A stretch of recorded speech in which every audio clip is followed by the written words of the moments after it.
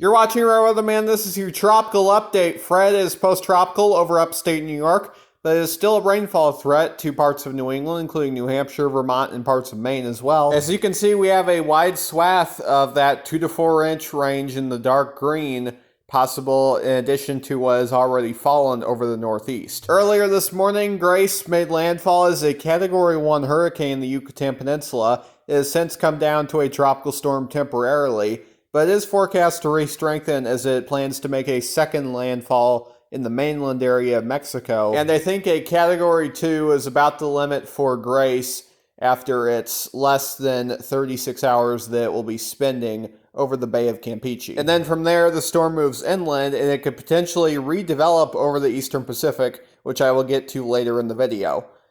Tropical Storm Henri is almost a hurricane, and is now taking a path very close to the Cape Cod, Nantucket area of New England, and we could see some serious impacts there as we go through later in the weekend and even early next week, and not just in the eastern Massachusetts area, but also all along the New England coast, down East Maine, and even into Canada as well, as the storm starts to make that turn out to sea. And that's where the storm will really start to fizzle out, and we can put it to bed as it heads out over the open waters of the North Atlantic. In the Eastern Pacific, just as I mentioned earlier, Grace could redevelop into something once it starts to move away from the west coast of Mexico.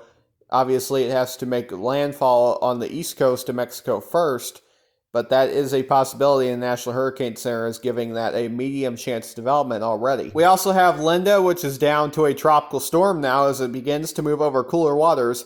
And that is good news because it could brush the northern part of the Hawaiian Islands in about 4 or 5 days or so, but it will be weakening by then, and it will be almost down to nothing.